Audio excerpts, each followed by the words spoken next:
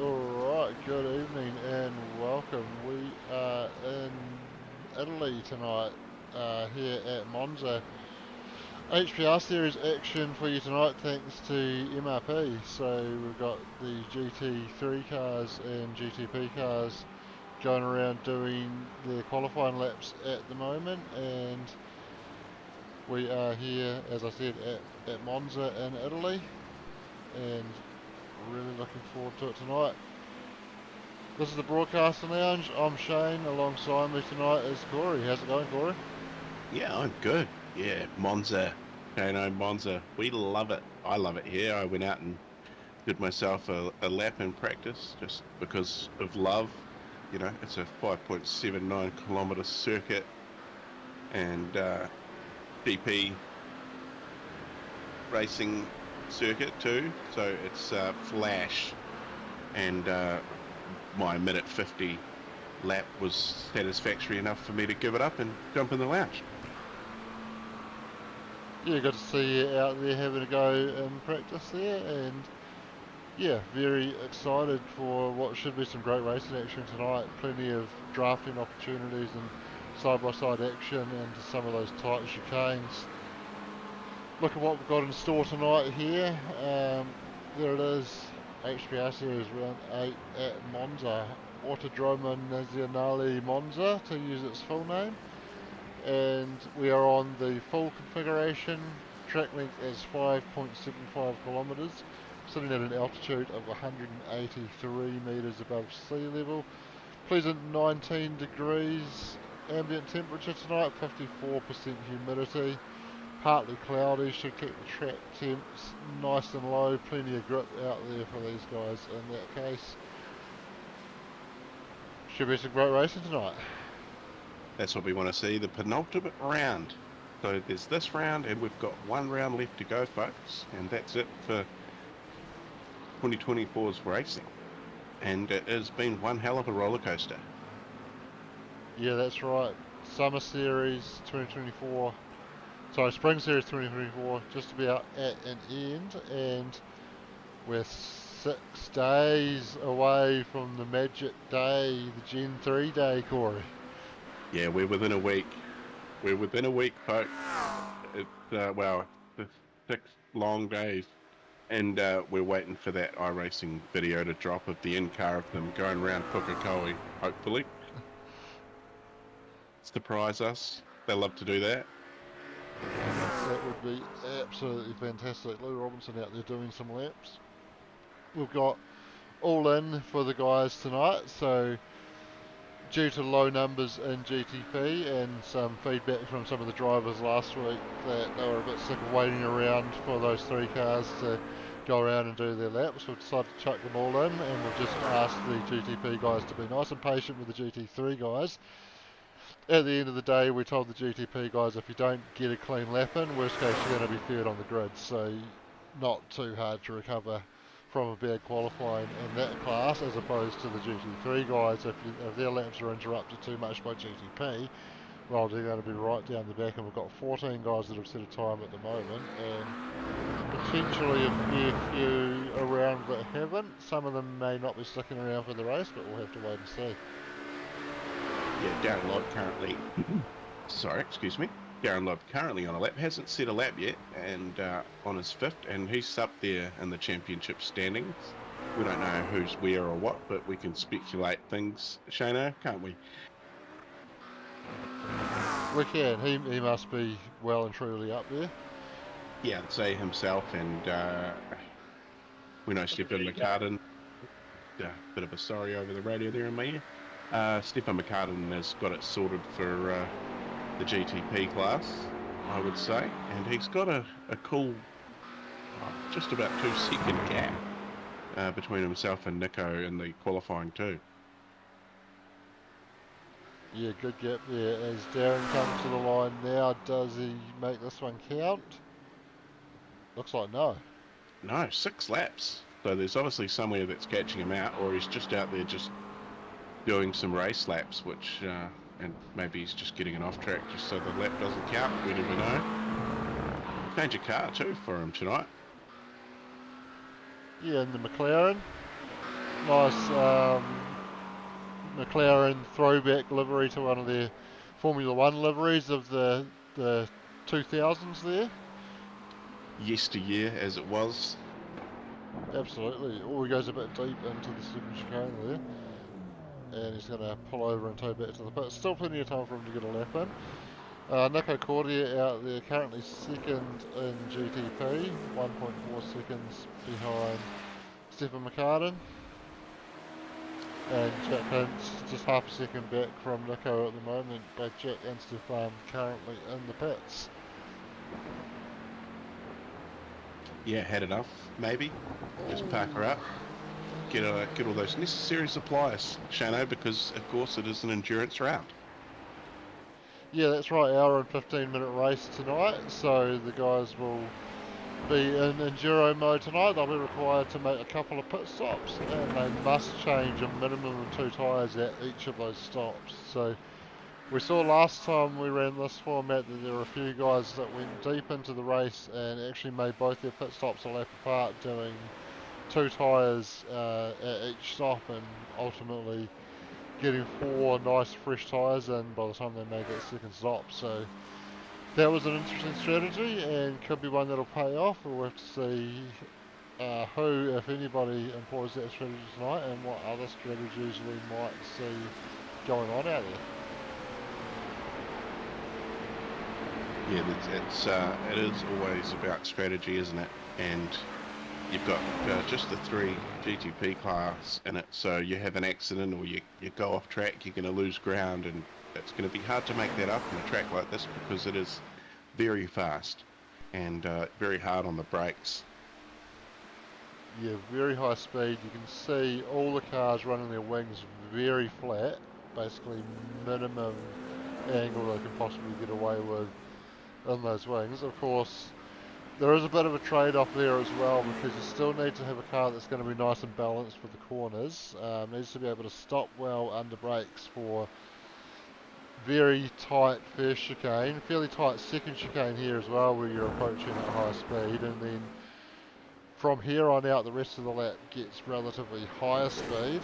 A couple of sweeping right-handers before you get into the fast Ascari chicane, and then the parabolica to finish the lap. And through this part of the track you do need a very well balanced car, so while you take all the wing out, you generally try to make sure you've got good mechanical balance. But at the end of the day, these GTP cars, there's no substitute for aero grip, so absolutely a fine balancing act to find that right wing angle that gives you a good balance while still allowing you to be nice and slippery down the straight. Yeah, that's it. Now, it's just having a look at the timing, and the times between first and second in GT3 is very close. 0.19 of a second difference there between Nico Scholes and BJ O'Keefe. Yeah, very, very tight. So plenty of time for that to swap around. Just gone past 5 minutes remaining in the session, so probably time for these guys to get a couple more laps in.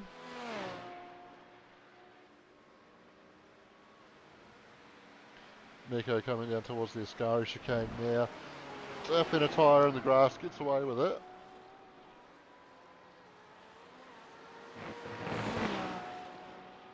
Yes, Matthew Gerard now maybe going out on track. He's in the service, so he's lit up for me. So we've got another GT3 in the mix.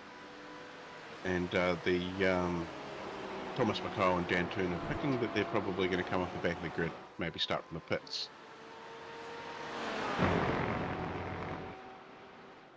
Yeah, so just keeping an eye on the sector times. Nico not exactly lining up the sectors here. Comes across the line and doesn't improve his lap, and he's going to pull over and tow back to the pits. Should have time to do an outlap and get around to start one final crack at it. BJ on a lap at the moment. Similarly though, not exactly lighting up the sector times.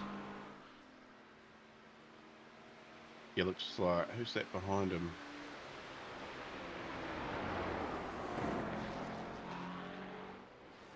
Quinn Wilson? No, sorry. Looked at the... Oh, it is Quinn Wilson actually. So He's right behind him on the time. Oh, as there was Steve Steve Darren. Darren in the Yeah. background having a big moment into the tyres.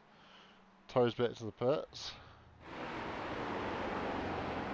So BJ, as he goes wide through the parabolica, that tells me he's setting up to start a lap. So we'll stick with this.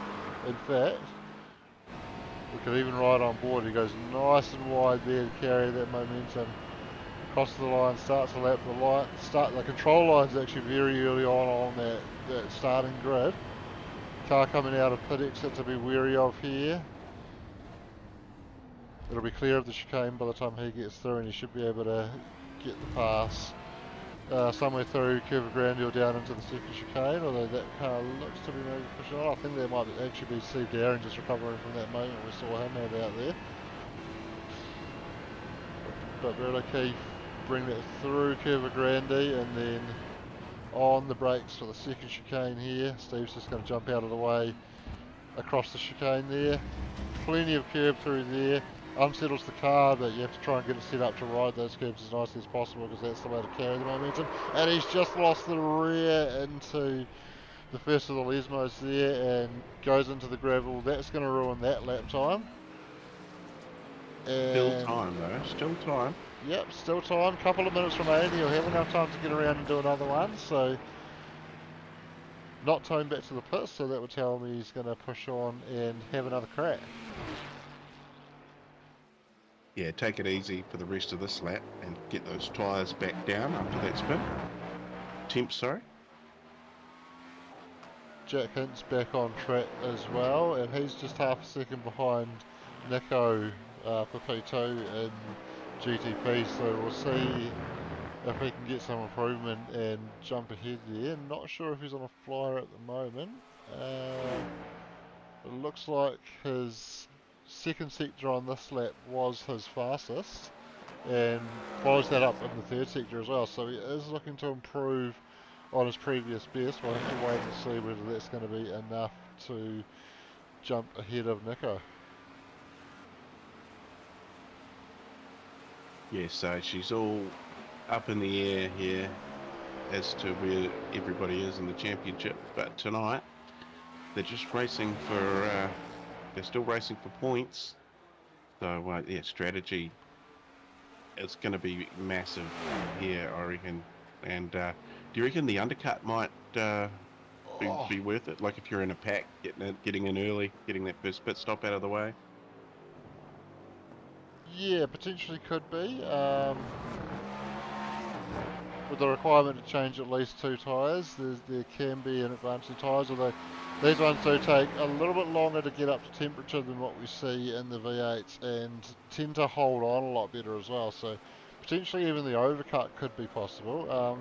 Just as you were talking there, I let out a little bit of a gasp, but that was because Jack Hintz did improve on his time, didn't quite jump Nico, but 0.078 between them, so Jack's pushing on with this next lap and hasn't improved in the first sector, but still pushing on. And we will run through and see if he can get enough to jump Nico this time around. His first sector, while not an improvement on his own personal best, is quicker than Nico's best. Although Nico's just gone fastest of anybody in the second sector, so Nico could be on for quite a stunner himself here. Personal best in the third sector. Yeah, it's very close. Oh, he has a big slide and hard into the tyres. That lap's gone for Nico.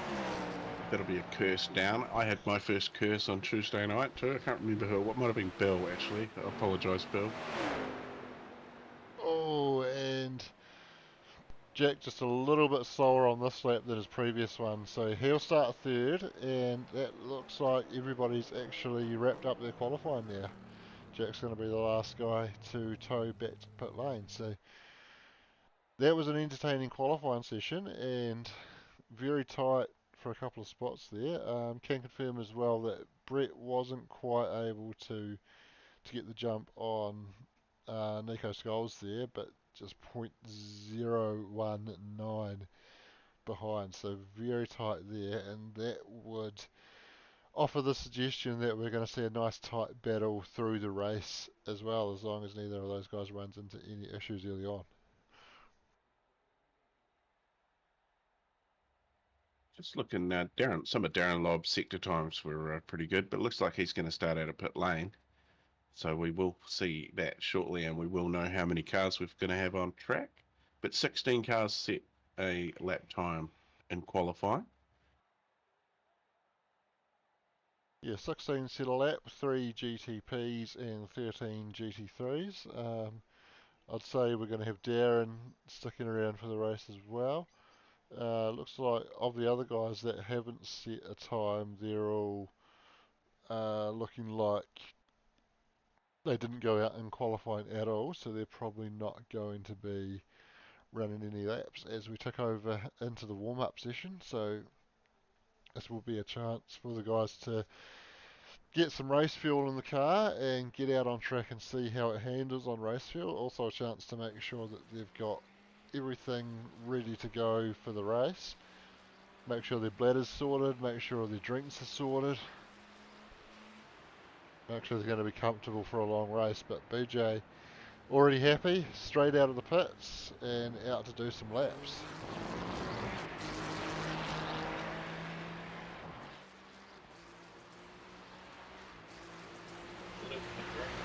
Yeah, warm up, eh? So we've, 5 minutes of jibber jabber more to get through before we're going to see some racing action.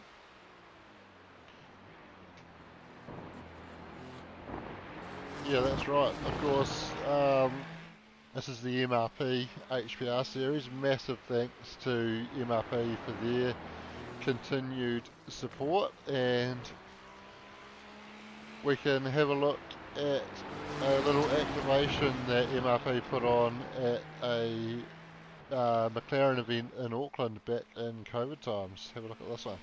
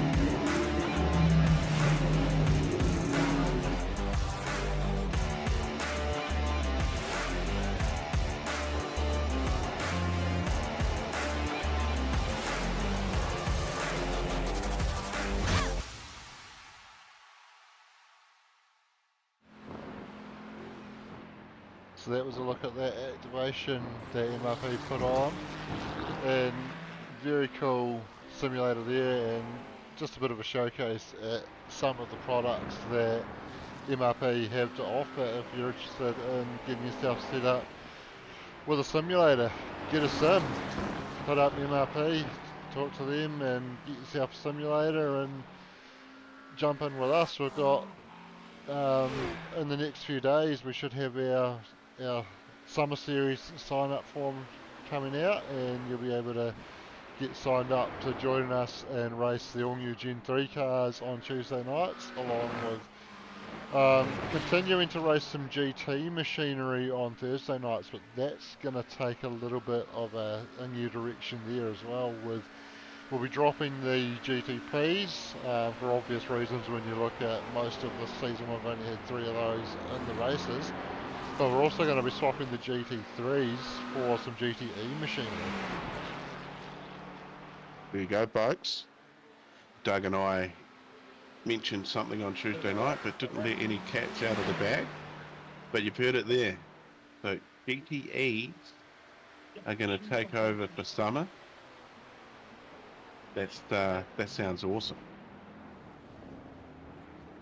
Yep, seemed like the right time to let that one out of the bag. We've finalised everything there. We know how that's going to look. Stay tuned to see what race formats are going to look like. But yeah, GTEs for summer. So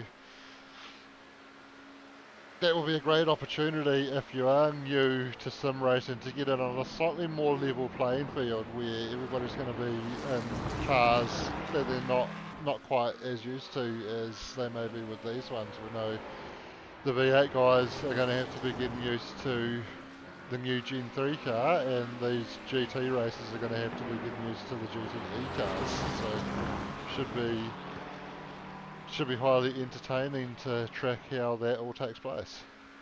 Yeah, one of the older classes on the service too. They haven't had an update to the GTEs for quite some time. The GT3s have been having their time in the sun again, and it's time for the GTEs to come back out, dust off the old paint jobs, and yeah, get into the GTE summer. That's right, and we're getting into a race session, so we can have a look at our race grid. So Stefan McCartan lining up on pole position for this one. Nico Cordia alongside him on the front row. Jack Hintz from third in GTP, and then Nico Scholes taking pole for GT3. Brett O'Keefe just alongside him on the front row. And then Quinn Wilson and Leith Swinney make up the second row there. And then we roll back to Blake Greenhall and Sean McNamara, Matthew Gerard, Chris Zalewski, Ben McMurray, Louis Robinson, Steve Darren and Daniel Heddershide rounding out the sixth row there.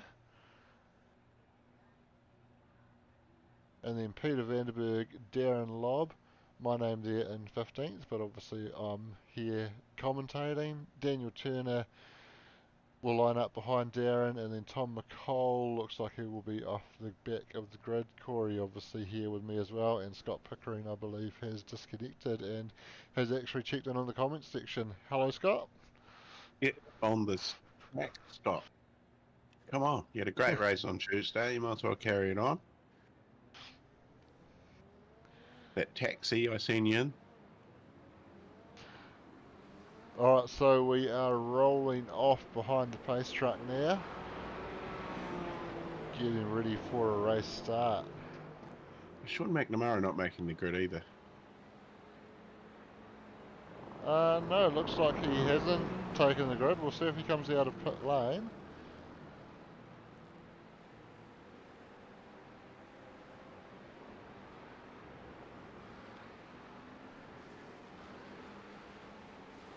Sean might be a bit soft.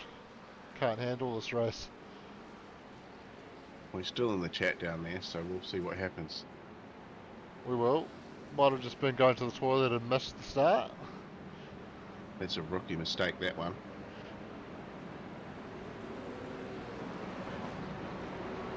So I'm on board with Thomas McCall, and he's at the back of the GT3 class. Yeah, that'll be interesting to see how he comes through there. Pacetrack leading the GTPs out of the Parabolica now.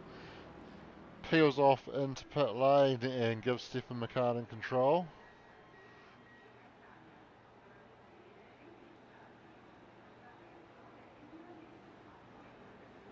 My old mate Brendan Slingsby telling me how good and sexy I'm looking. Cheers, Brendan.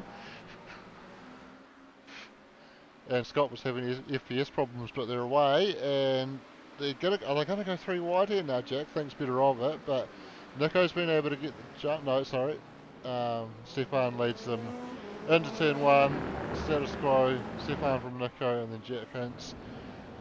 A little bit of jostling around in the first chicane for the GT3 guys, as apologies for a little bit of a network issue that I've had there, causing all the cars to disappear. Hopefully that's a little one-off.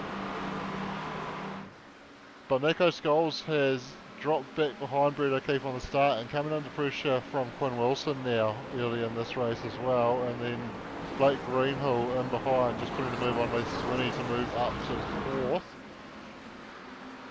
Quinn getting all kinds of sideways there. Looks to be everybody's got through reasonably well. Darren Lobb did start from pit lane. He's out on track. Phil McNamara is not.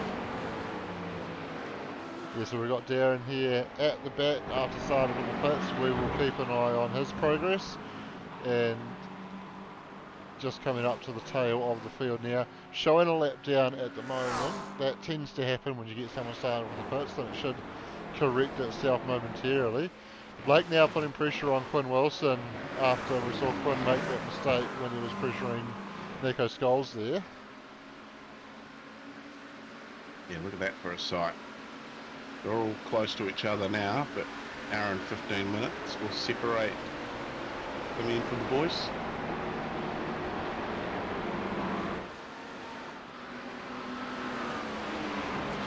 Do you think maybe Skype might be the reason for that stuttering, Shannon? No, I think it was just a little bit of a network glitch. It's not really stuttering so much as I just lost the cars for a moment there. So I think it should be all good. But we'll keep an eye on it. Seems to be all right now. Louis Robinson sitting in P6 in GT3 at the moment, so a good start from him, up 4 positions. And currently a wee bit of space either side of him. We can check in with Stefan McCartan, who has, as we've come to get used to, run away with it at the start of this one, a second and a half already over Nico Cordia. Nico's got Jack Ince sitting just over a second behind at the moment. I think Jack might have just made a mistake because I think that was a bit closer when I looked just before I went to Nico there. Jack doing a bit of weaving, maybe warming up some tyres, maybe checking for damage, maybe he's hit a curve a bit hard. Tell you what, the jostling going on in the middle of this GT3 pack is very good watching at the moment. Oh yeah, that's very tight, and side by side through the Ascari chicane, that's not the easiest place to get 2 cars through side by side, and it's really creating a lot of congestion, spreading out here, looking to go 3 wide.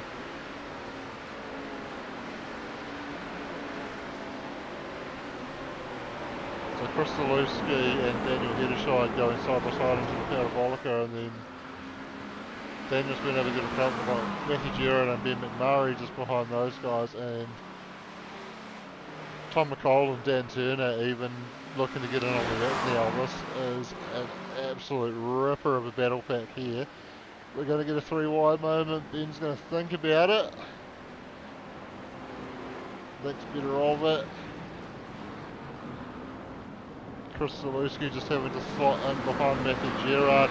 So hard to slot into that space as well when you know the next car is right there looking to sniff at any gap you might leave him. And it can be easy to trip over each other when somebody has a bit of a look down the inside. Blake Greenhill has had a bit of a moment out there. He's back going, but he has dropped back behind Leith Swinney now, so not too much of a drama. It looks like no real damage on the car, but he has had a moment out there and lost position to Leith. We can check in with what happened there a little bit later. But this pack's still looking very, very competitive at the moment. Ben McMurray sitting just in behind Chris Zalewski and getting a bit nice little draft here on the run down towards the Ascari chicane.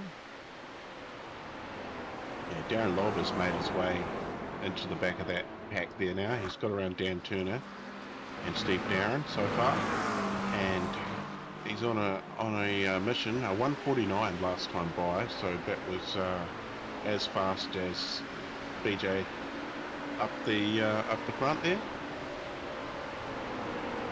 There's a Darren just slides down the inside of Tom McCall. Tom not fighting that too hard, I think. When you got a guy like Darren with his pace starting off the bat and you're running mid-pack, you're generally pretty quick to accept that that's not your fight. But this is going to go 4 wide here between Chris Zalewski, Daniel Hedderscheid, Matthew Gerard and Ben McMurray. And there was a bit of a rub there between between Daniel and Matthew, but they've got away with it. O-Fest. And I'm sure Darren was looking at that going, oh my god. Yeah, I don't know how you pass it when they're already 4 wide. But we have seen the Ginge do that this season as well. Got a pass on the grass. Stefan McCartan's also done it this season. Yep, Let us know too in the comments, you know, is there anything you remember from this season that might be worthy of celebrating? Oh, who's that off in the back? background? That was Tom McCall. He has found the tyres. So that was... Sorry, Corey. Yeah, you're right. He'll be hoping he didn't get too much damage there. It looks okay though, doesn't it?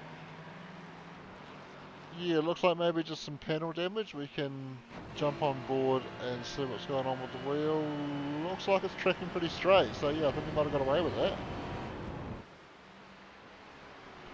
Yeah, the physics and the grass, sand slowing him down enough. And yeah, so he'll get a fast repair when he does come through for one of his 2 pit stops tonight. Yeah, that was a nice, relatively recent update that you alluded to, although I think it was a few seasons ago now. It might have even been about a year ago that came along, where you used to be able to keep going full speed on the grass and through the gravel, and you'd slide out pretty quickly as soon as you hit the grass. They corrected those physics and they actually slow you up as soon as you get out there now, especially on the gravel. That slows you up. The only downside of that is it made it a lot harder to make the jump at the chase at Bathurst. Yes, I was waiting to mention the Bathurst jump. Can't even get over there in a Pro 2 truck now. Well, I've seen some guys make it work in the supercars. There's a trick to it. It's just not as easy as it was. Apparently, you've got to downshift as you go through the gravel and time those downshifts nicely and hit the bump a lot more accurately than you previously did. Yeah, be a bigger margin for error, maybe. Yeah. Matthew Gerard's just conceded to Darren Lobb there, so Darren almost through this feisty wee battle pack that we've been keeping a pretty close eye on for the last few laps, and he's moved up to 7th now in GT3 and looking to grab 6th off Chris Zalewski before too long.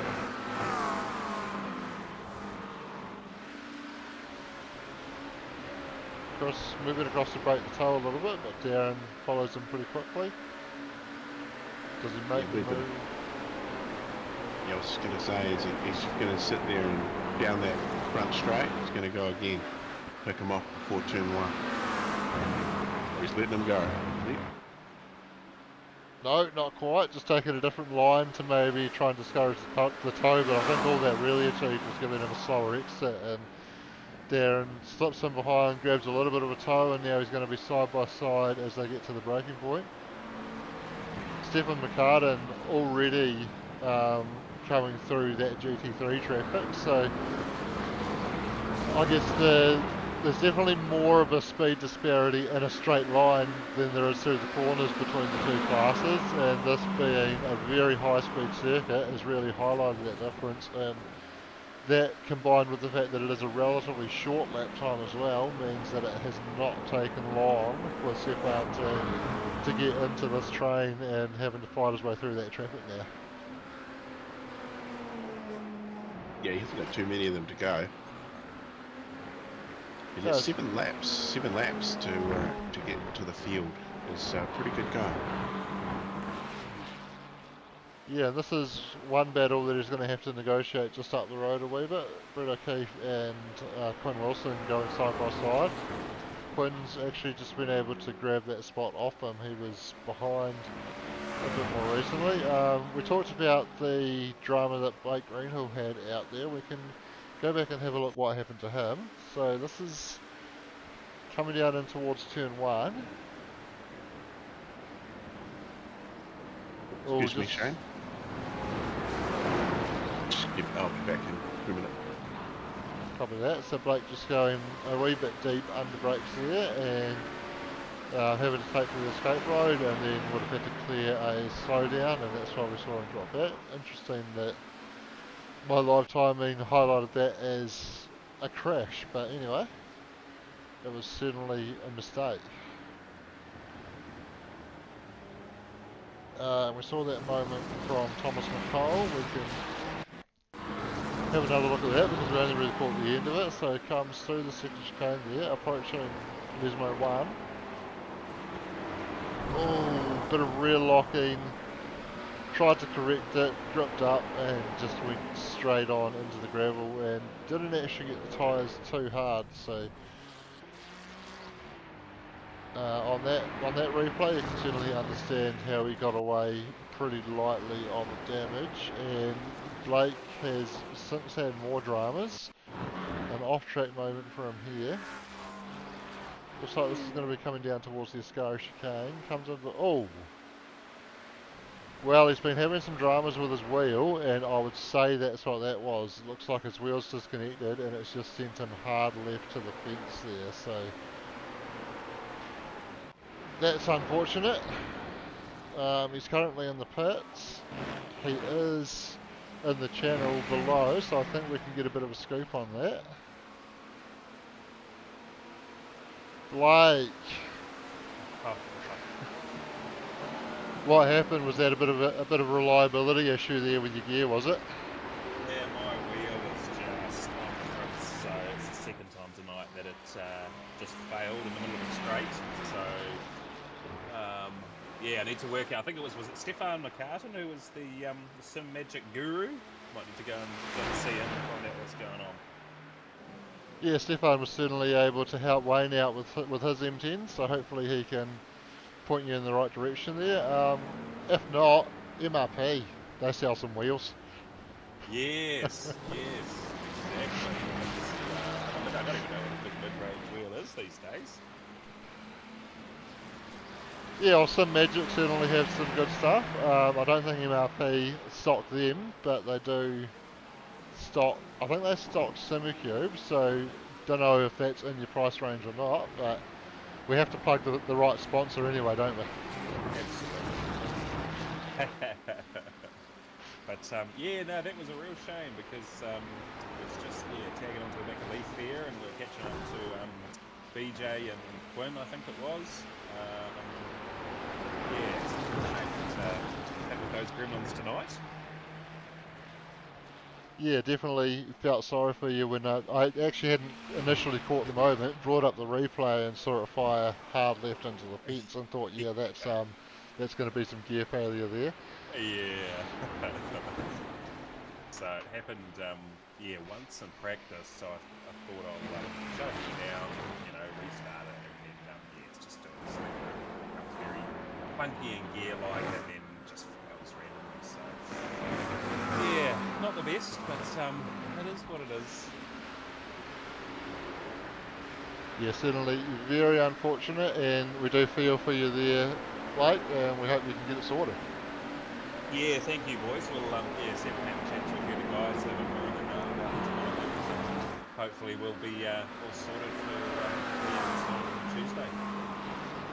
Yeah, absolutely. Last race of Gen 2, so you'll be keen to get amongst that, I'm sure. Yeah, see that off with a bang.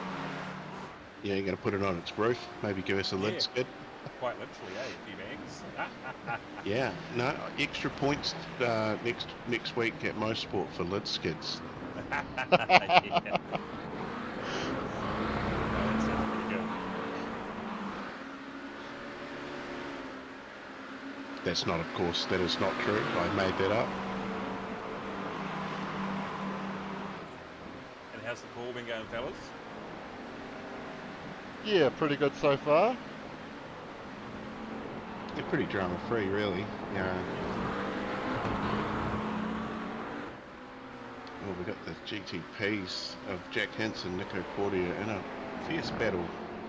So Nico catching back up after his incident earlier, I think.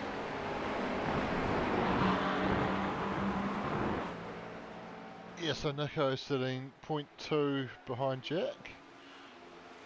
Did we catch what happened to? Oh yeah, we did catch what happened to Nico, didn't we? Yep, I think so. Did he said to come through the lane, has he? No, he hasn't. He got away with it. It was just went off the track, didn't he? Yeah, I believe so. So putting the pressure on Jack now. So this is a nice wee battle we've got going on.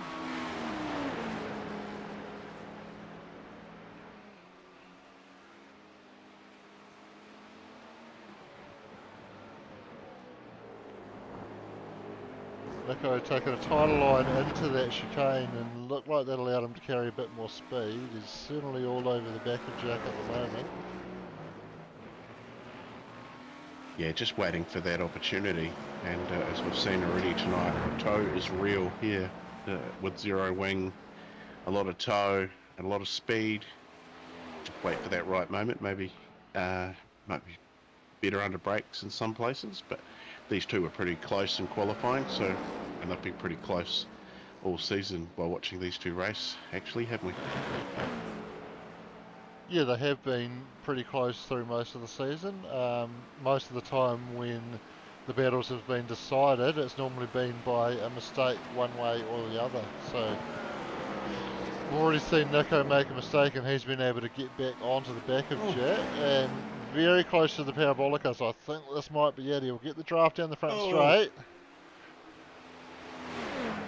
So we've had an incident with BJ O'Keefe. He's gone off track and he's sat there waiting and somebody's clipped him. I think it might have been Quinn Wilson. Oh, Nico dropping a wheel in the dirt under brakes, so he wasn't able to get the job done there. So what have we got? Nico's in the Porsche and Jack in the Cadillac. So I wonder if the Cadillac maybe just a little bit better in a straight line. Looks like they're both running zero wing on those cars, so they should be at minimal drag. So I wonder if the Cadillac engine, the big V8, is just a little bit more efficient down the straights. Hashtag parody.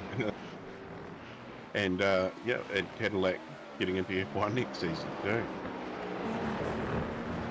Yeah, they sure are. Or 2026, 26. I believe. Yeah. Yeah. It's Same almost, year I as- can almost say next year.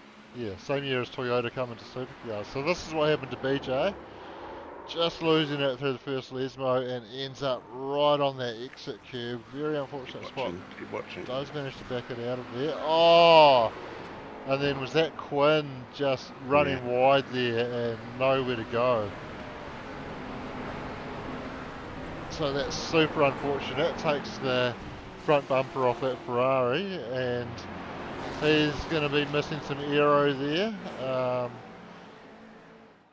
Looked like mechanically he might have got away with it. It didn't look like there was contact to any of the wheels. Just ripped that front splitter off, but that does provide a lot of front downforce, so he'll struggle for turn there.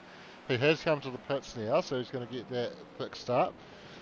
That'll also get one of his compulsory stops out of the way, and then he'll push on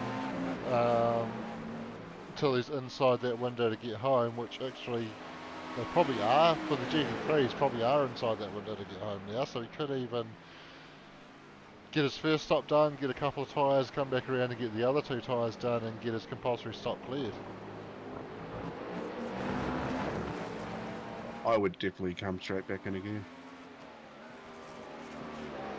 Most definitely. But of course they're out in the area. Well, BJ was out by himself too. There was a bit of a gap between himself and Nico Scholes, and yeah, just that little incident there. But obviously it's hard to tell how far off the road you are, so obviously he was off the racetrack, but Quinn running wide, so it's just one of those unfortunate incidents. Yeah, absolutely. Like you say, he was well and truly off the road. He did everything right. He recognised that he was on the racing line and he had enough time to get out of there without going into the path of anybody that might have been trying to get around him. Did the right thing, but Quinn just going a little bit deep into that same corner and ending up out there where he happened to be sitting. So Nico's still trying to find his way around Jack, getting that draft again down the front straight, but again not able to get alongside before the braking zone. So despite having that draft, Jack's car seems to be working well enough in a straight line to be able to hold him off. Yeah, he's been trying, and I guess you just got to keep trying, or does he come into the pits and take that pit stop? Yeah, well, that's always an option. Clear air is definitely a positive in racing, and yeah, if he's been held up a little bit, he can come in, get his first stop out of the way, get some clean laps in, and then might find that he's able to jump Jack by the time Jack comes in for his stop. Yeah, get that pass done in the pits. That was always a motto of mine.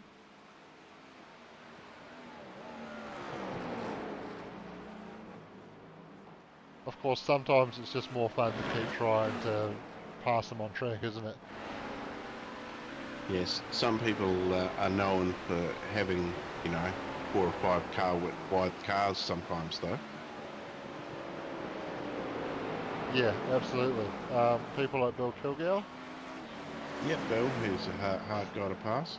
New cars coming down the lane now, Shano. Matthew Gerard making his stop currently. Chris Zawalski's been through the lane as well. And it looks to be around, Quinn Wilson's stop time 13.8 seconds up on the jacks. So a couple of tyres seems to be a couple of seconds quicker than the other 2 cars. Yeah, so Matthew's got those 2 tyres done and drops off the jacks, continues to do fuel. I do wonder if potentially there could be a gain to be had if you're clever in the way you add your fuel. So just looking at that, we know he's still going to have to come back in and chuck a couple more tyres on, and I wonder if he's got all the fuel in the car, if that was just essentially dead time sitting there, where potentially if they had stopped that fuel as soon as the car dropped on the jacks, go, and then when you come in for that second stop, you can get the rest of the fuel that you need in the car, and certainly you'd expect to have at least less time sitting there just doing fuel. Maybe not completely covered by tyres, but certainly less time sitting around after you've done the tyres. Yeah, it depends how good your pit crew is and how much they've practiced. It does. So actually we missed the pass there. I'll have to track that one down because Nico is now in front of Jenkins.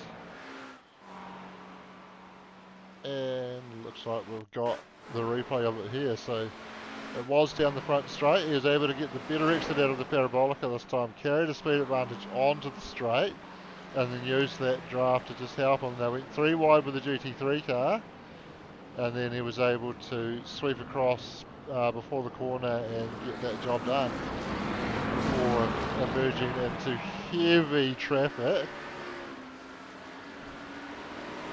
And probably was quite fortunate that while he was getting held up, there was nowhere for Jack to go with that momentum, because I think Jack got to a point where if there had been a gap for him, he would have been able to take it and get that spot back immediately.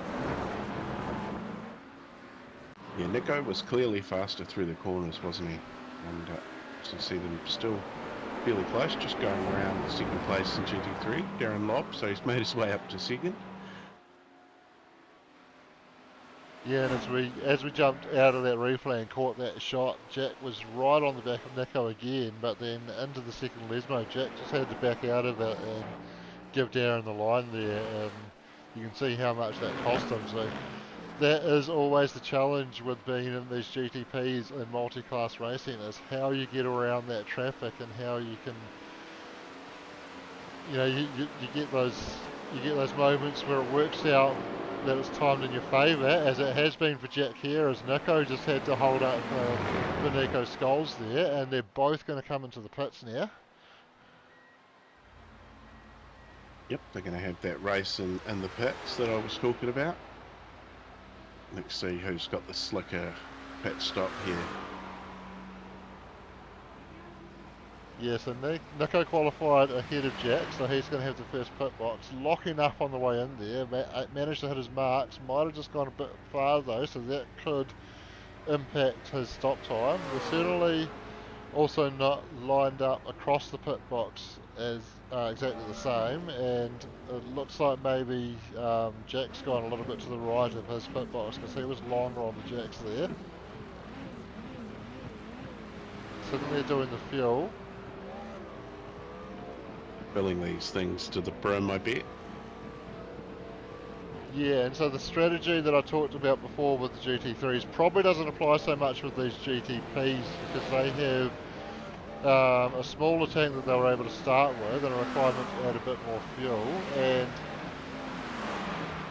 Jack's sitting there considerably longer than Nico was, even with potentially a bad alignment on the pit box. I wouldn't have thought it would be that much of a difference. I'll tell you what, we've seen Dan Turner in a GT3 come into the pit after these two, and he left before both of them.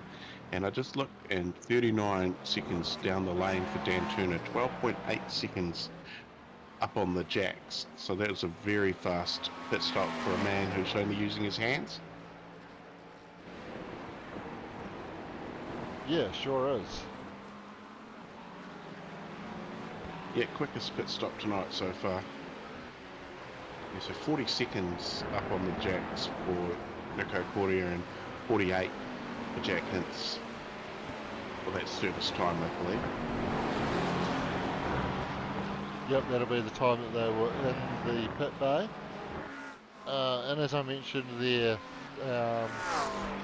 the GTP cars hold less fuel than the GT3 cars do, so they would have needed to add more fuel to get through the race.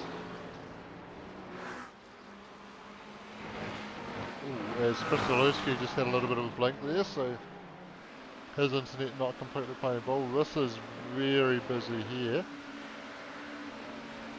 Jack Hintz cutting his way through, and he's actually got race leader Stefan McCartan not too far behind as well. So Stefan yet to fit, but as a result nearly has a lap on Jack Hintz.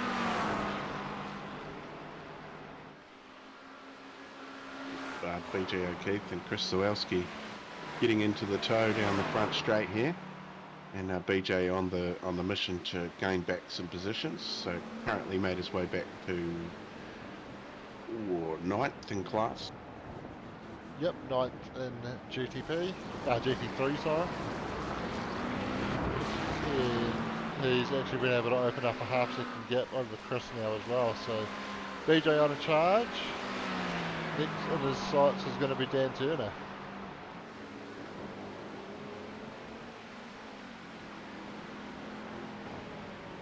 Yeah, so the first car to come down the lane, see these two, it was BJ and Quinn after that incident. So that was their lap 10, and then everybody sort of flowed in after that.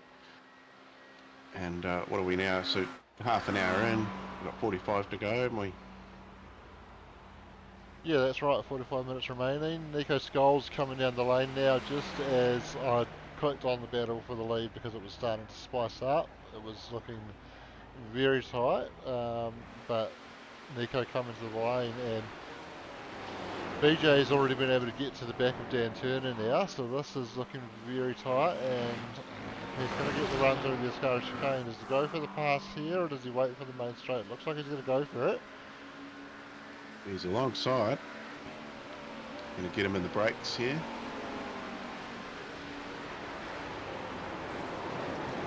Yep, gets ahead into the parabolica, job done, but Dan's going to look to fight back on the exit, and then he'll be able to get a bit of a draft here as well, although just staying out, and I think he's actually got an overlap without tucking into that draft.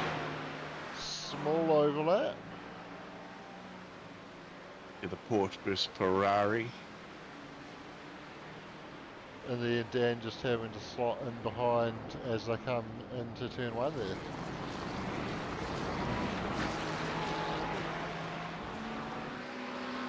So BJ's certainly a man on a mission. Yep, as you would be, making up some lost ground. And Daniel Hederscheid, the next car up ahead of him, and he's up 5 spots too, Daniel Hederscheid. Yeah, he is. up 5 spots. Dan Turner's actually up 7 spots.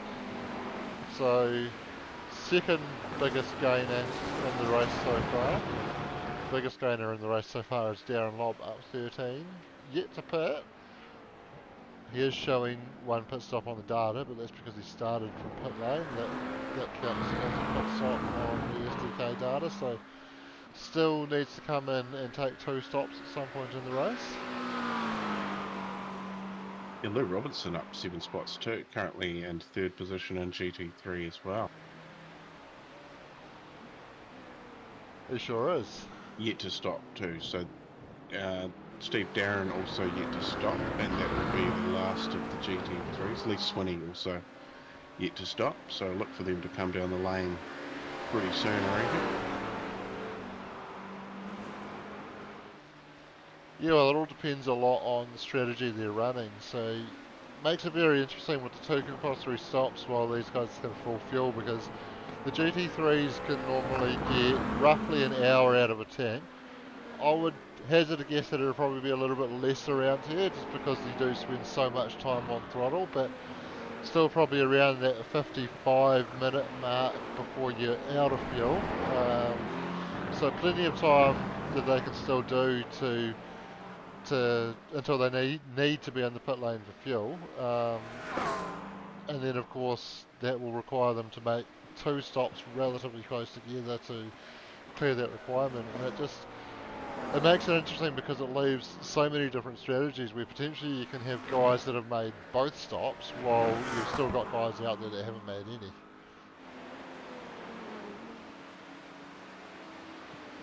Yeah, and it doesn't take long to get yourself well out of it by staying out too long too. You might have a bit of an incident, and then you'd be wishing you come in the pits earlier, as we see Lee Swinney now in the lane now. Lou staying out. There's a pit wall. Yep, Leith in the pits. Up on the jacks.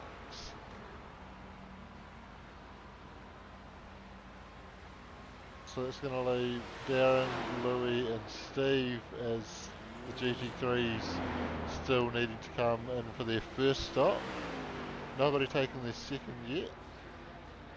Steve does carry on for another lap. Yeah, just there he is. Got the Mustang out tonight, Stephen? Yeah, he has.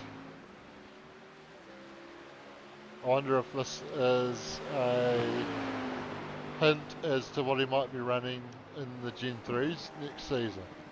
He's always been a Holden man in the Gen 2s, but he's running the Mustang here tonight. He could be running the Camaro if he wanted to. I'll tell you, there's an order in for a Mustang and a Camaro jigsaw car. I'll be downloading the cars on the day they come out, like everybody else, and I've got to wait till the end to do a paint, so won't have it straight away.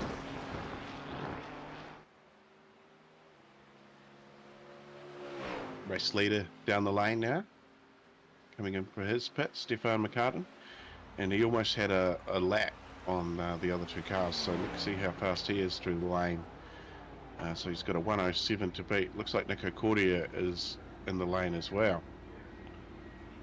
It's going to take his second stop. Or did he get pinged for speeding?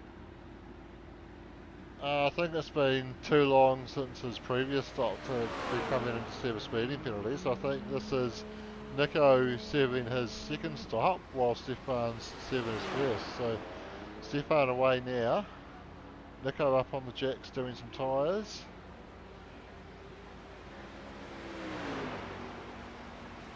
That wheel spinning?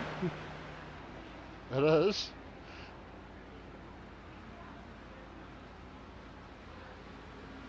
Surely. And he's away now. Surely if you're in supercars you would have got pinged for that. Yeah, well, luckily it's not supercars, eh? No, it's Supercars NZ. It is. 2 completely different things that sometimes get mistaken for the same thing. Yes.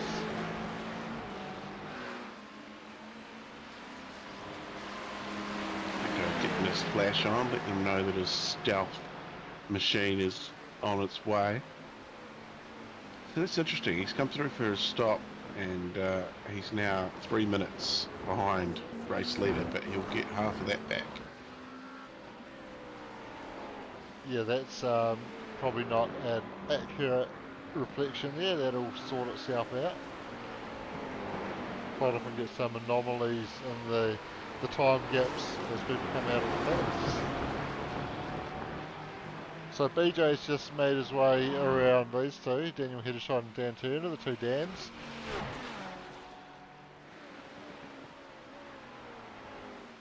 Yeah, so he's got 6 seconds up the road as Matthew Gerard, so it's a fair way.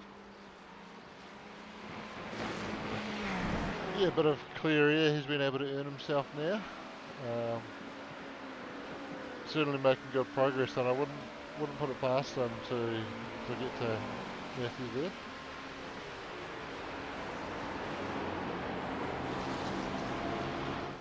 Yeah, well, it's getting to that time where everybody's going to be looking to do their second pit stop, and there's still cars out there that haven't done any. Yeah, I've seen Nico already take the second stop, and Stefan McCartan's doing this strategy. We talked about it.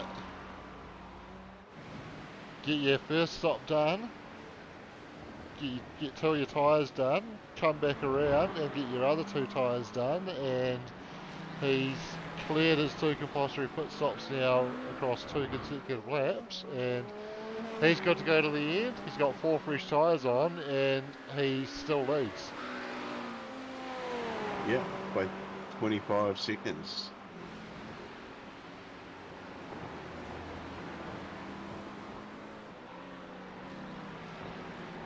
So I think it's going to take pretty big mistake or some pretty catastrophic gear failure or internet failure or something along those lines for Stefan to not win this race, but any of those things is entirely possible, so we'll try not to talk too much about it. We don't want to put a commentator's curse on him for that.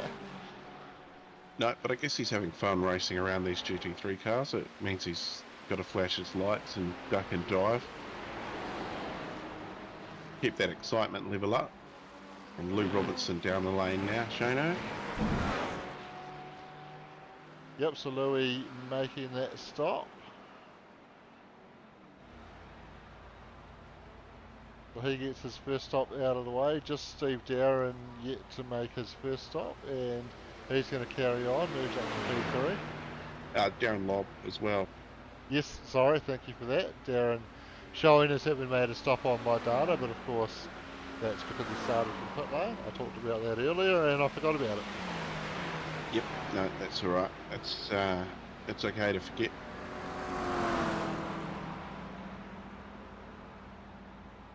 So Louis makes his way out of pit lane, back onto the track, and he is now P10, right where he started.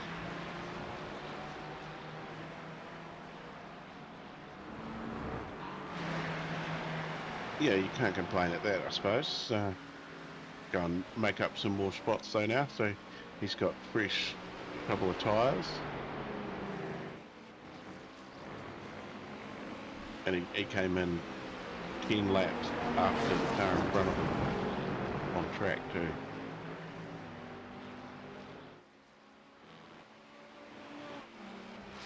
Yes, so significantly fresher tyres, but that being said, these tyres do tend to hang on a lot better than the tyres on the V8s do, so... And I was about to bring up that point as I clicked on this little battle, because Steve Darren had actually been closing in on Leith Swinney, and Steve hasn't made his stop yet. He's still on the old tyres, while Leith's been in and changed at least a couple of them.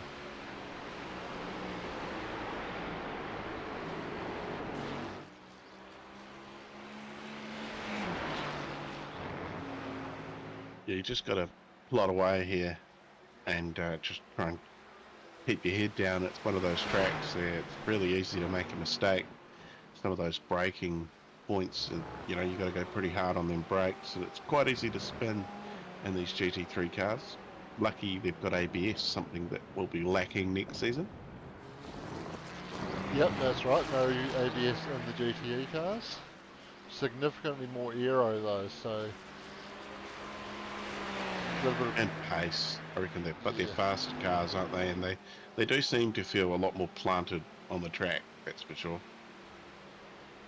Yeah, absolutely. And I guess the other side of having a few less driver aids as well is tend to experience, or a common experience that you get in the GT3s can be the traction control in particular, often hampering your efforts when you're trying to correctly slide under brakes.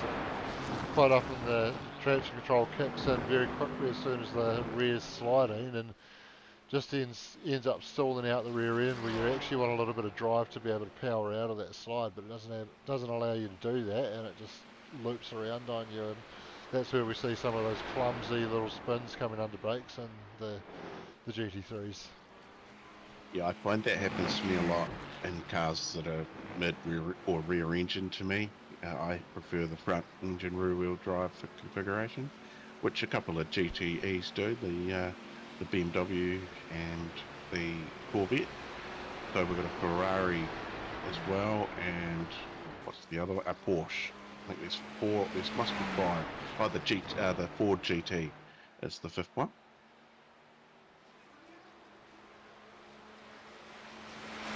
I don't think I've forgotten any.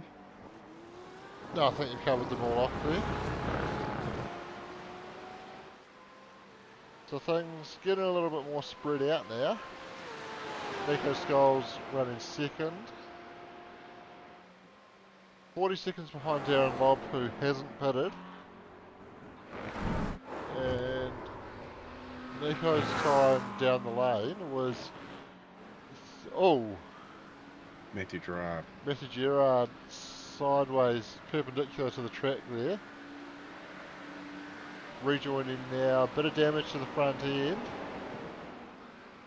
Bonnet on that McLaren certainly not sitting flush as it would have been fresh out of the truck. And yeah, you can see the bumper pushed in a wee bit there, and he's driving around pretty slowly, so I think he is just limping it back to the pits. Fortunately not too far away from the lane where it happened, so he didn't have too far to go to get it back there, but there was certainly a significant amount of time lost nonetheless, and we can see what happened to him here at the Scary chicane. Oh, just has a twitch, corrects it, and then grips up and sends him hard into the tyres, although That's an probably... interesting way to go there. Yeah, it is. Probably got away with it quite a bit light. Probably got off quite a lot more lightly than he could have there. Carrying a lot of speed, but hit the tyres at an angle where he was able to sort of slide down them a wee bit, as opposed to just having a massive head-on shunt into them. So yeah, got away with it a wee bit, but it did cost him some time. He had to limp it back to the pits, and he's got that fast repair now, got that second stop out, although actually he already had his second stop out of the way, so that was actually an extra stop that he's had to take there, unfortunately. So that is very much not ideal for Matthew there. Krystolewski in the pits. Yeah, pit number 2. Sure is, and Darren still yet to take that first stop. I think last time we ran this format we did see Darren go pretty much until he was out of fuel, and then ran the strategy of doing the stops on consecutive laps to get those 4 tyres done across the 2 laps as close together as possible.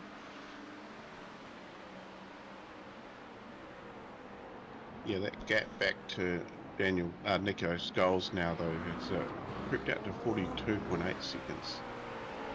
So, but if I was Daniel, I would be reacting when he goes into the lane to do his first stop. Take that second one.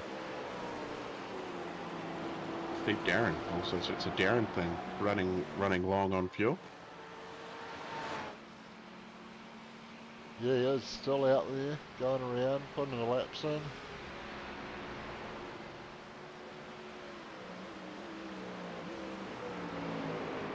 So BJ's moved up to 5th now, but I think some of that is those guys that have come in to take their second stop. He's still yet to do that.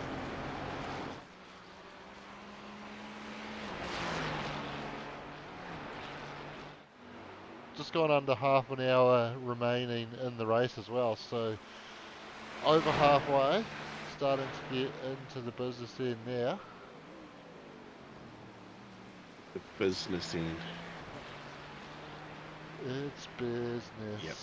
It's That was in my head too. business time. Yep, that was definitely in my head. Wee moment there for BJ.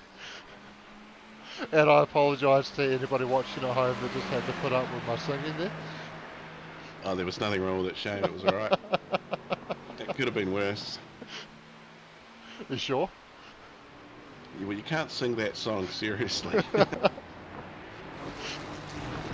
That's probably the only thing that was working in my favour there, to be fair.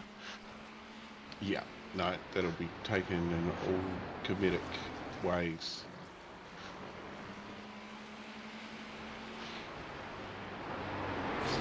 Darren Lobb is still circulating. He must be good on gas, eh? But wouldn't mind him driving me truck if I was a truck driver.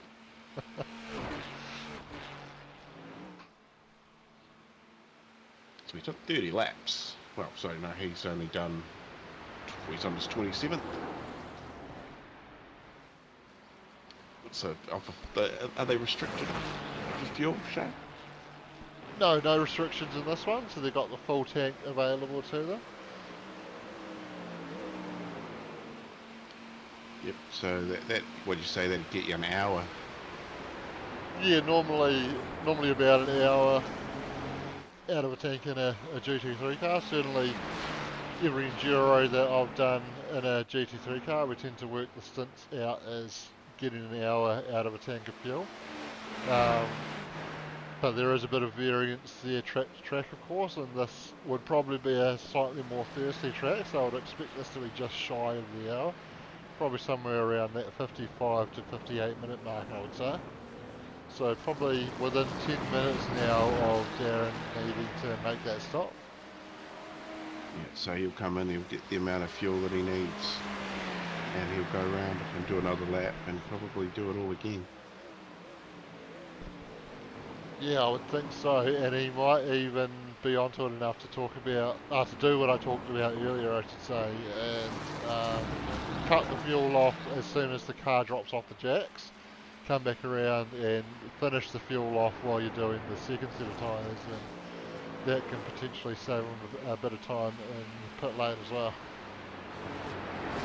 Yeah, so he's circulating at just over a second a lap, quicker than the car in second at the moment. So that's out to a 45-second gap. So that's enough time to get through the lane once, but of course Nico Skulls needs to come through the lane again as well, along with everybody else, right down to Ben McMurray. Chris Zawalski. He's the first car that has made the two allotted pit stops for the GT3s. Yeah, so basically what you're saying is Darren should be pretty much covered. Yeah, he should be pretty covered. He very rarely gets it wrong when he's making those things. So see Steve Darren coming into the lane.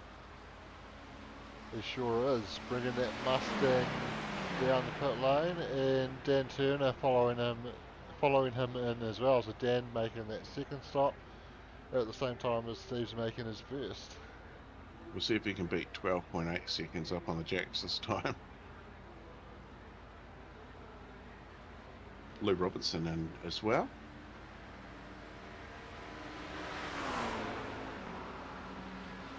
Yes, a slightly busy pit lane, 3 cars in the lane.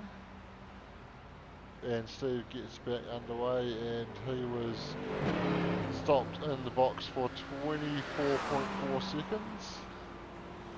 Dan Turner 20.5, Louis Robinson 12.9, so nice quick stop there for Louis. Yeah, see some of the guys have taken their lighter load the first time and some are taking it heavier.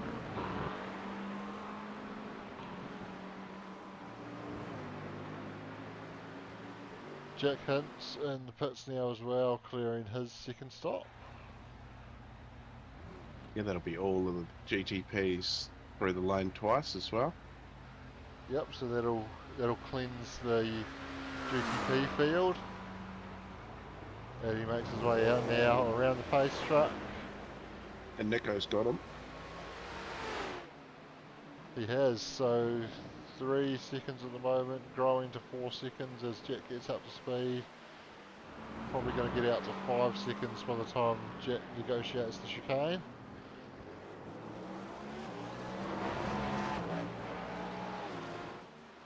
Yeah, BJ O'Keefe and Daniel Hittershide are both in the lane now as well. So they're starting to circulate through now, so it'll be interesting to see where BJ pops out. All that hard work, and it's going to be pretty close with Quinn Wilson, I think. Yeah, this one will be. But he's coming down the lane. Oh yeah, Quinn down the lane. Yeah. Ben McMurray making his way past now. He's going to get by.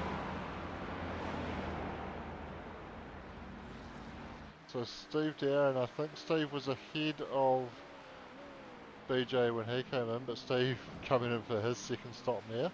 So that clears that. And Darren Lobb in the lane for his first stop.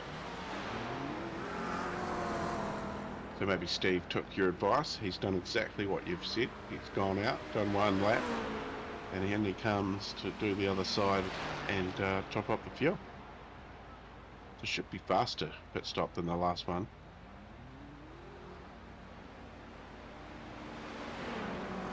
So Darren makes his way out. And we should see him get out ahead of Nico Scholes here. About Nico. Wow.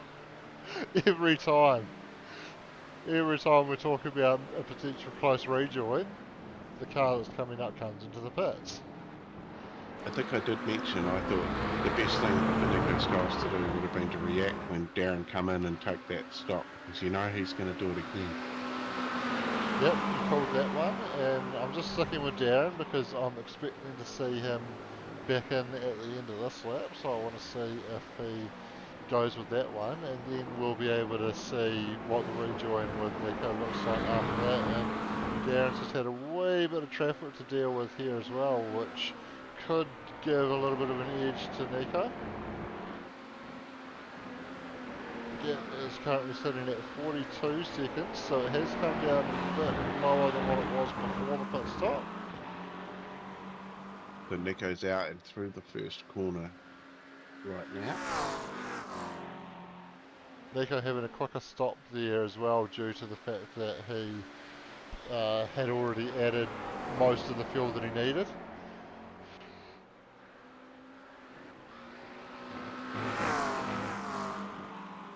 Oh, we're about to find out if we called it. Yes, so Darren coming down the back straight now in towards the parabolica.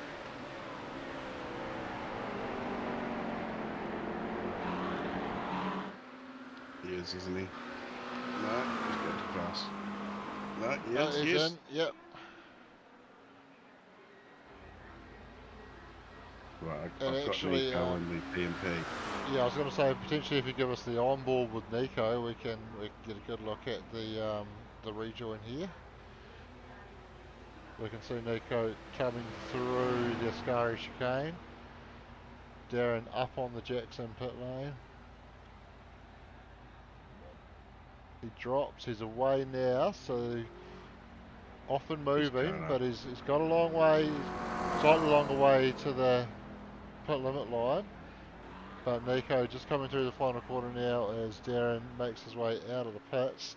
Still getting up to speed. You can see Nico on the back of the shot there, but there is fairly comfortable margin there for Darren, and he looks to have done the job putting the nice consistent laps on track, and he's been able to get that one done. Yeah, Nico did his best there to counter what Darren was doing without knowing exactly what Darren was doing. So, good job. Ben McMurray down the lane for his second stop now. The BJ's made his way back up into 4th in class, so that's a good effort. So he's done all his pit stops. Everybody has done all they need to do for pit stops, actually. So Jenkins showing good pace after running the pitting on consecutive laps strategy, and 4 fresh tyres on the car. I think quite a bit more recently than Nico came in for his stop as well. Yeah, so 10 laps later than Nico Cordia, Jack made his second stop, and his first stop was just a lap earlier than that. So pretty much 4 fresh tyres on about 10 laps later than Nico. So that's giving Jack plenty of speed, and he's able to put the pressure back on Nico now.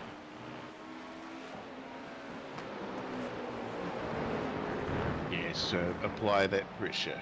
We're getting close to 15 minutes to go. That's currently 57 minutes in race time, so not far off. Oof. Oh, Daniel hit a shot at Lou Robinson. Quinn Wilson and Louis Robinson. Oh, that's what I meant to say. I seen a red car, didn't I? Yeah, it's just one Marlboro car out there tonight. Yeah, it is. And another classic McLaren Formula 1 livery on a McLaren GT3 car. Pretty cool to see. This one from the 80s and early 90s, the Marlboro livery. You're probably the most iconic one, I reckon. Absolutely. Yeah, that was those were the times, the 80s and 90s for McLaren. And hopefully we don't get in trouble for not blurring out the logos on that one. No, but thank you very much, iRacing, for the service that you provide us.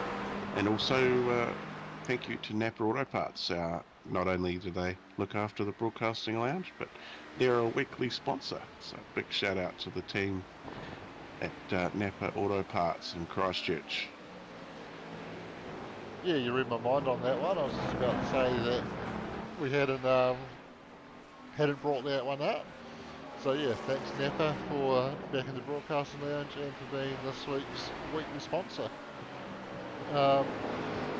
So as we come back to this battle, Jack is now ahead of Nico Cordia, and we can see how he did it. So through the Ascari chicane here, potentially a bit of traffic involved. They're going to split them. This is Schumacher and a Finnish driver whose name I cannot remember that used to drive for McLaren. Very reminiscent of that. Raikkonen? Not Raikkonen. Before Raikkonen. Something big. Häkkinen. Oh, Häkkinen. Mika Häkkinen. Yeah. Is it Miko Häkkinen? Mika Häkkinen. Yeah, that's it. It was very reminiscent of Michael Schumacher and Mika Häkkinen splitting the lap car down the straight at Spa into the Les Combes chicane. I believe that was probably free to air TV back then too. Yeah, it would have been. I remember watching a lot of F1 back then because it was free to air. These days, sport costs us a ton, Shano, but you can watch sim racing for free right here, broadcasting lounge. So give us a subscribe if you can and a like. I'd appreciate you. Absolutely, like and subscribe. And we'll take a moment to mention an upcoming event there on the 18th of December, Shane. The first inaugural V8 Soapbox Derby, Gen 3 Super Soapbox, I think I ended up calling it. And we're raising money for the Cancer Society. So $5 donation to our link, which is in the community group and also in the Soapbox Derby. What's it called? Event that I have there. And yeah, but we're going to do Mount Washington downhill, 5 litres of fuel, Gen 3 supercars. What a way to break them in, Shana. Yeah, that's going to be very cool. And yeah, that's thanks to you guys, Supercars NZ, and also Simplac, Stefan Adams, getting in behind it. So yeah, we'll pump the link out over the next few days and put it out there and try and get some more bums on seats. But all us commentators will all be able to have a go, I reckon, as well. We can just roll with it. You'll have a go, Shano. Give it a whiz. Yeah, absolutely. Should be a lot of fun. When you first talked about it, you referenced the fact that, was it KSR had done it with the Formula Ford, and I decided I was going to have a go at rolling the Formula Ford down there, and it is a lot of fun, so I can't wait to see what it's like in a Gen 3 supercar.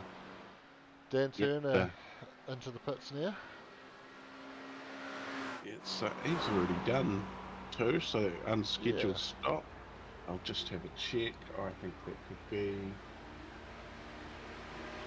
It's incident points for Dan, so too many off tracks or things like that. So they only get 17 incident points. If you go hit 17, you get a drive through, and I think if you keep doing it and get to 40, you go for you just go home early. Yeah, that's right. That was Doug's brainchild. Get to 40 incident points, and it's see you later, alligator.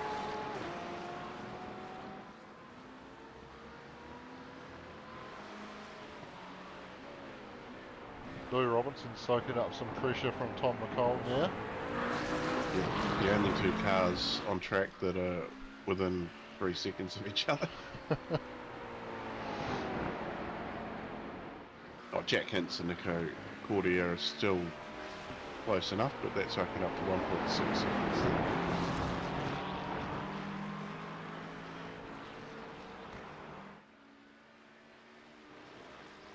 So nice bit of side-by-side action here. Tom McCall getting the run out of Lesmo 2 and down towards the Ascari chicane, but not fancying being on the outside there, just backed out of it. And he'll look to see if he can get a good exit out of the Parabolica and then get the draft down the front straight into turn 1, or he's got a bit of a draft down here towards the Parabolica to start with. He pokes the nose out, thinks about a move, thinks better of it, slots back in behind, and now he'll try and set up the exit, stick in that draft, and he looks like he's pretty close. He's got a good run. Getting right under that rear wing, pulls out past the pit exit. He's got the inside line as well. He'll go a little bit later under brakes and gets the job done into turn 1. Nicely done. Yep, 10 spots, but I'm sure he passed me and you as well to get there. That's a fair point. BJ, nice recovery up to P4 in class now. Still down 2 spots from where he started, but considering the dramas he had earlier on, that is not a bad result if he can hold on to that one. Yeah, it looks like he's got Leith Swinney about 6 seconds up in front of him, so wee bit of a gap, just a bit of fresh air, and closing in on 10 minutes to go now.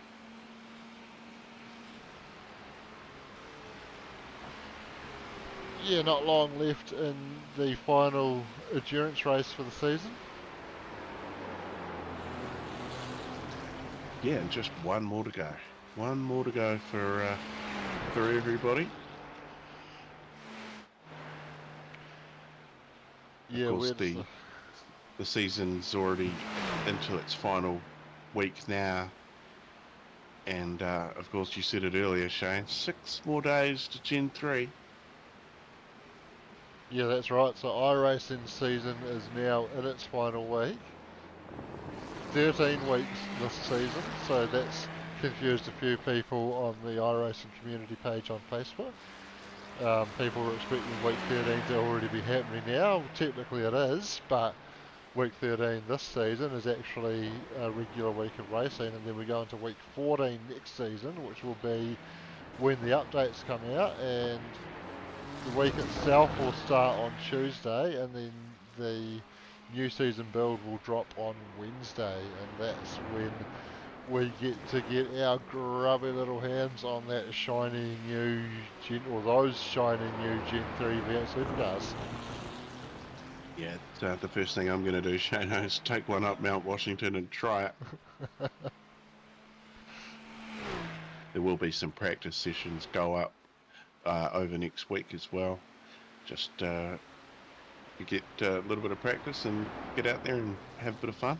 And of course, if you do have to purchase the track and you come and race, the SuperCars NZ have got some iRacing bucks to give away, and we'll cover the track. So there'll be a few of those to give away. So it'll be the price of the track, which I think is about 14 bucks or something American, isn't it? So it works out to be just over 20 bucks New Zealand dollars. Close anyway. Yeah, Depends on the currency at the time, doesn't it? that's right, and it is a cool wee track as well.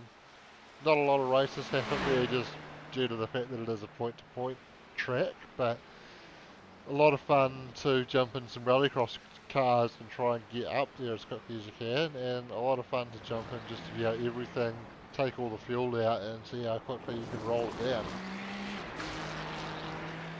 Yeah, one favourite of mine is the BMW GT4. That's great fun driving up there. It's not overly fast, but it seems to stick to the road. A lot of fun. But yeah, of course, going down. Yeah. So you got 5 litres of fuel, and I'm guessing you're probably going to have to use a little bit of that to get yourself out of mischief. Yeah, absolutely. And of course, you've got a small gravel section in that as well, which I found very challenging in the Formula Ford, which has a grooved tyre on it as standard, so they just run an all-purpose tyre on that. But I do wonder, we're expecting the Gen 3 to come out wet racing enabled, so wet tyres available for that. I do wonder if wet tyres might be the way to go to try and handle that gravel section. I imagine doing that on slicks is going to be extremely challenging. Yeah, I think you're right. It definitely will be, because that BMW had slicks on it, and when you got to that on the uphill, it was hard enough. So coming down, you've got to be able to brake, and obviously no friction, or a lot of friction, and gravity. Yeah. Gravity. It's a pretty amazing place, though, and they've done a good job of it. It's really fun. I'd like to see Pikes Peak or something make its way into the service. Yeah, absolutely. Pikes Peak, an absolutely iconic hill climb track.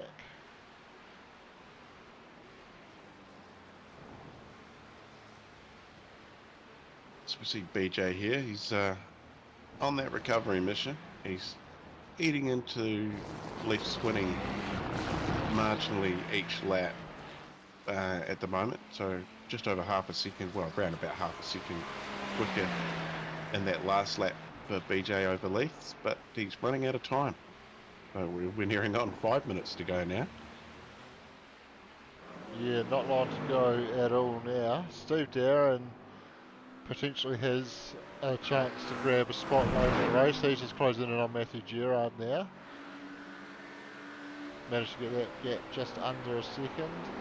Sitting at 0.79 now, hovering around that 0.8 margin.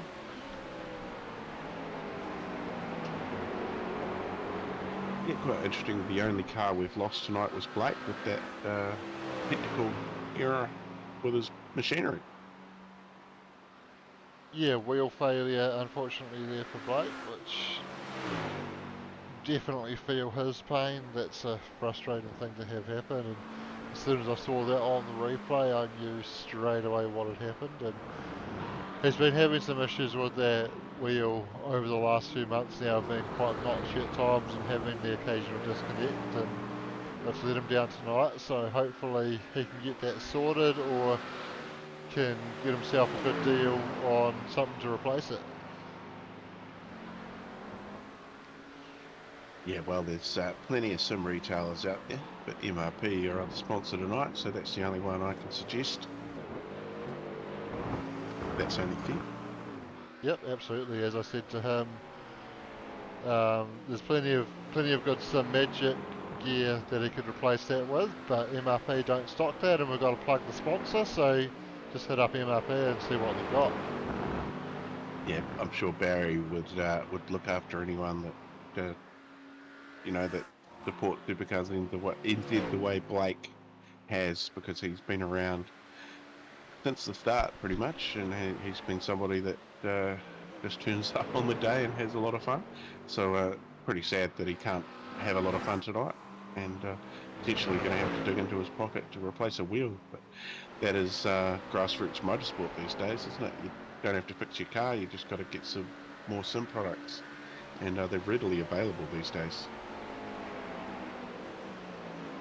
Yeah, that's right. Although the wheel is one of the more expensive parts of the sim setup, or at least if you wanted to get something decent, you can always cheap out and go Thrustmaster and not spend a huge amount of money, or Logitech. But yeah, if you don't have direct drive, you are definitely losing out, at least on a bit of experience. We do see Leon and Dion able to do very well on belt-driven wheels.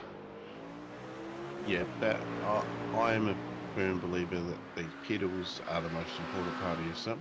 So I've had the pleasure of using a $5,500 pair of hydraulic pedals that were absolutely amazing, and I'm currently using Logitech, and they are mediocre at best.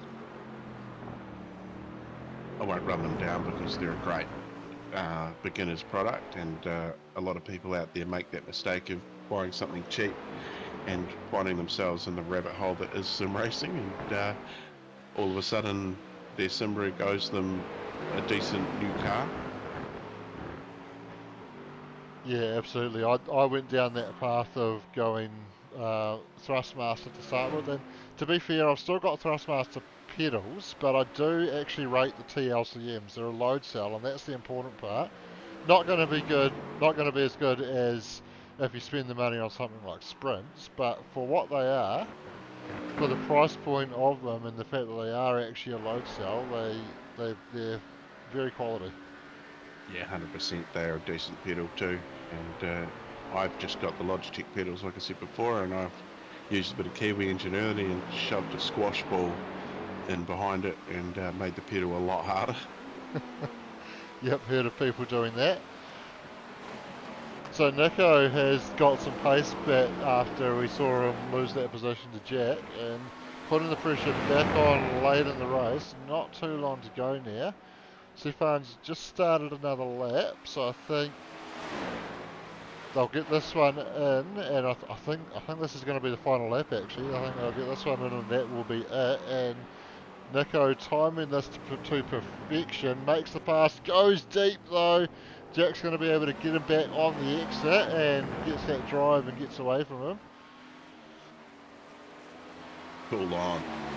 Wait till the end of the race and yeah, get close. That's something we've seen a lot this season. Absolutely, and these guys look like they're going to give us a highly entertaining battle on the last lap.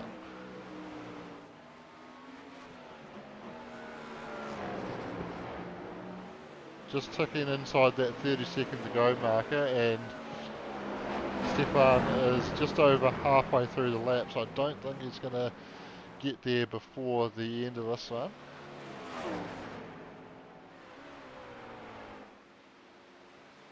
I think what would be ideal here, Corey, is if you can keep an eye on this battle for me, and then I can jump to Stefan as he's going to be coming across the line.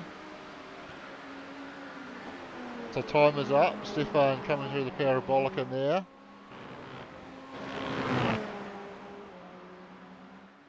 And Stefan gets the job done, takes the win. Looks like Jack Hintz is going to be able to... Oh, as he got hauled up by the traffic there, he's able to get around and he gets to the line for second. Nico coming home third, but that was very tight there.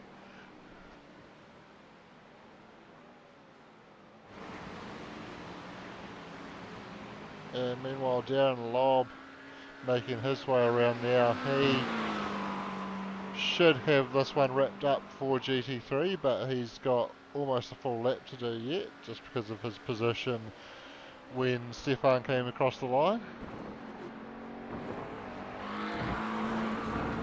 Yeah, Daniel so Scholes yeah, has, sorry, Nico Scholes has already crossed the line to claim P2, and Leith Swinney has just come across the line to claim third there.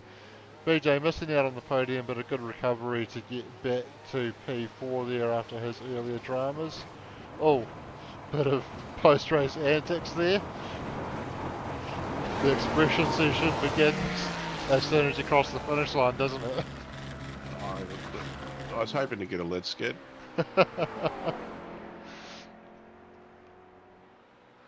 So with Nico having already crossed the line for P2 in GT3, it basically means Darren just has to cruise to the line at this point. As long as he crosses the finish line, he will take the win.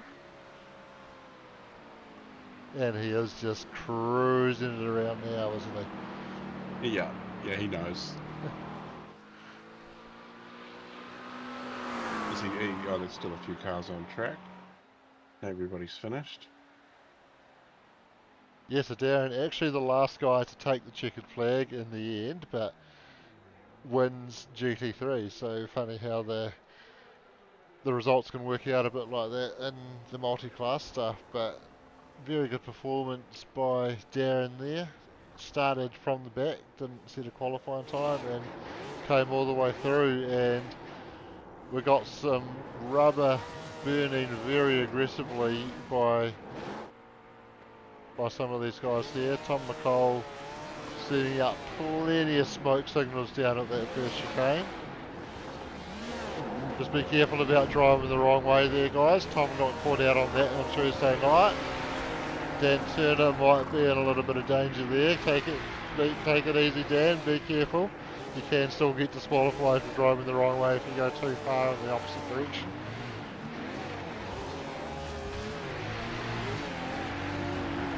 Those tyres feel it. I actually watched Dan on Sunday in Brad's Full Contact series, and I messaged him on Monday and I said, "How's that go for you?" You know, he said it's not too bad. He said it was easier to drive on dirt with those little cars than it was to drive the V8 supercar. He said those cars are the hardest ones to drive for those guys on the hand controls. Of course, Dan and Rydoff Jenkins are disabled drivers in the league, and they're not shy of showing us that their disability doesn't mean much when you chuck them in the virtual world, because they're up there fighting for every position they can, and I absolutely love to see that. Yeah, that's right. So we've got a couple of drivers in the waiting room for us, and they had a pretty epic battle. So I think we'll talk to them both together. Gallons. Jack and Nico. Jack, you were just able to hold Nico off there at the end, but that was a pretty feisty battle towards the end there. Battle for the ages, mate. Battle for the ages, that's for sure. That was mega fun. Yeah, that was very, very intense. Definitely the best battle all season. Yeah, definitely. So we picked it up shortly after you made your final stop there, Jack, and you'd made your two stops close together, and that final stop done 10 laps later than Nico. Was fresh tyres a factor there and being able to put the pressure on him there? I was hoping so. I was trying to factor that in. I thought I'll take two at the first and then take a full set and just go for it. Yeah, I did something very similar. I took two tires on stop one, and I did the front, and then I had no grip on the rear, and then I spun out. I had no rear end basically coming out of corners. It was just all over the show, and then after I spun, I just pitted for fresh tires, full set, fuel to the end, and then looking at my relative on SimHub, I had 14 laps remaining, and I was going to be 3 liters of fuel short. Oh, So I started fuel saving, and then the gap just closed and closed, and I just saw Jack coming close, and when that last lap with Jack right behind me, I still had 1.5 liters that I had to save. it was to the wire. Wow, that's insane. So were you helped then by the fact that Jack was able to get past you and you were able to just slot into his slipstream then? Yeah, definitely. As soon as him and that one got past, I try to just stay as close as I can without lifting too much because I was coasting into every high braking corner. I was just lifting off 200 meters before the corner just to save some fuel. And then on the last lap, I had to go into attack mode, missed the braking marker into turn one, but it was an epic battle. I really enjoyed that. Yeah, we kept an eye on it through that final lap. We had the picture-in-picture up as I had Stefan coming across the line on the main screen. Corey was keeping an eye on you on the picture-in-picture and really gave a good product to see you coming across. And it looked like traffic was almost going to be a factor there, but you just managed to get around the GT3 car there, Jack, in time. Yeah, that was I was hoping. It was certainly tight and highly entertaining. You guys have anybody you want to shout out tonight? I'll I'll go let first. yeah, you go first. Well, obviously tonight I was running a full out blacked out livery. And my shout out is just to the boys at ANZ It's been an absolute phenomenal 5 years with the team, and now I've moved on, and starting something new, with new livery and new team. Uh, the big announcement will obviously come in the next couple of weeks. But yeah, it's just a big shout out to them. They do phenomenal stuff as well with team morale and supporting all the drivers. So yeah, just big shout out to them, and obviously to you boys up in the box doing this call. So yeah, looking forward to watching it as always. Awesome. Cheers, Nico. And Jack? Yeah, just shout out to the boys at PSR, all the support as usual. Safety First Tauranga, Stenmore Road Auto Parts, Racing Creative. Always going to rep that. Absolutely. Awesome. Cheers, guys. Have a good one. Thank Thank you very you. much. Cheers.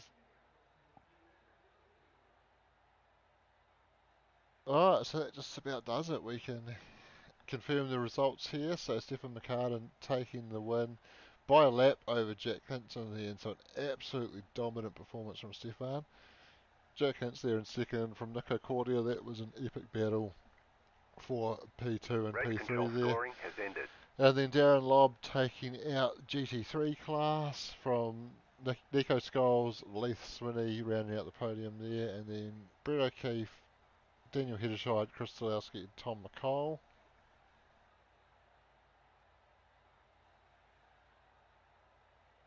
And then we can run back to Louis Robinson, 11th overall, Dan Turner, Ben McMurray, Quinn Wilson, Matthew Gerard, and Steve Darren rounds out the finishes. Blake Greenhill, unfortunately, running into some technical dramas and not able to make it to the end. So that wraps up our night of racing here. And what a night it was. Plenty of entertaining battles on track. Oh, as we've just lost the camera feed there. Apologies for that. But yeah, thanks to MRP for your ongoing support of the HPR series. And of course, Napa Auto Parts sponsoring the Broadcasting Lounge and also sponsoring this week's racing at SuperCars NZ. And thanks to iRacing for providing us this amazing platform to go racing on every night of the week, just about, and bring you plenty of action at home through the Broadcasting Lounge on Tuesdays and Thursdays. Thanks, Corey, for putting up with me tonight. You're all right, Shane. You're all right. We got it done, and we've only got one more round to go, Shane. So we will see everybody back here in the Broadcasting Lounge on Tuesday for the final round of the V8s, and again on Thursday. I know the track. I had already looked tonight, so I knew what to say, and it's completely gone. We'll be doing something. Yeah, so Tuesday will be at Mosport, and then Thursday for our final race of the HPR series, as it looks at the moment, will be Daytona International Speedway on the road course. Yes, I knew that. But that's Alright, awesome. Yeah, very cool. So thanks everybody at home for joining us, and we will see you at Mosport on Tuesday.